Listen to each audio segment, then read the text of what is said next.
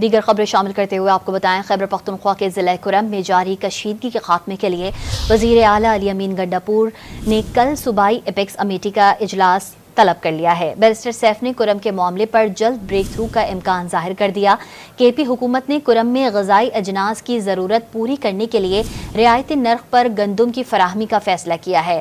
پنجاب کابینہ نے پارا چنار کے لوگوں کی درخواست پر ادویات اور دیگر سامان بھیجنے کی منظوری دے دی ہے۔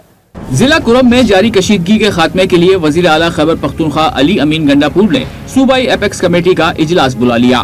اجلاس میں اعلیٰ سول عسکری قیادت، اراکین صوبائی کابینہ اور دیگر حکام شریک ہوں گے۔ مشیر اطلاعات خیبر پختونخوا بیرسٹر سیف نے کرم کے معاملے پر کل تک کسی بریک تھرو کا امکان ظاہر کر دیا۔ صحافیوں سے گفتگو میں بیرسٹر سیف نے کہا کہ کرم میں ادویات کی وافر مقدار موجود ہے۔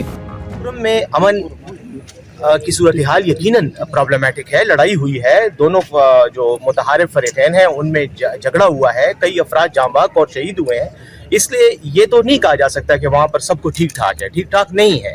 اسی لیے وہاں پر سڑک بند ہے، اسی لیے وہاں پر جرگہ جو ہے وہ اس وقت کوہاٹ میں اس وقت ابھی بھی موجود ہے، اور میرے پاس ساری انفارمیشن آتی رہتی ہے۔ جرگہ ابھی بھی وہاں بیٹھا ہوا ہے، وہ ڈسکس کر رہے ہیں، اور انشاءاللہ مجھے امید ہے کہ زیادہ سے زیادہ آج یا میکسیمم کل تک بریک تھرو ہو جائے گا، فریقین جو ہے وہ معاہدہ کر لیں گے، اور جیسی معاہدہ ہوگا سڑک کھل جائے گی، اس کے بعد یہ تمام مسائل حل ہوں گے۔ خیبر پختونخوا حکومت نے ضلع کرم میں غذائی اجناس کی ضرورت پوری کرنے کے لیے رعایتی نرخ پر گندم کی فراہمی کا فیصلہ کیا ہے۔ سرکاری گندم 2800 روپے فی 40 کلو گرام کے حساب سے فراہم کی جائے گی۔ وزیر اعلیٰ نے ہدایت کی کہ لوگوں کو فوری ضروریات کے پیش نظر فلور ملوں کے بجائے شہریوں کو گندم دی جائے۔ پنجاب کابینہ نے پارا چنار کے لوگوں کی درخواست پر ادویات اور دیگر سامان بھیجنے کی منظوری دے دی۔ وزیر اعلیٰ مریم نواز نے کہا کہ پارا چنار کے عوام کی ضروریات کے مطابق موبائل ہیلتھ یونٹ بھی بھیجا جائے گا۔ پشاور ہائی کورٹ نے کرم میں امن و امان کی مخدوش صورتحال کے کیس میں وفاقی اور صوبائی حکومتوں اور وزارت داخلہ سمیت دیگر فریقین سے جواب طلب کر لیا۔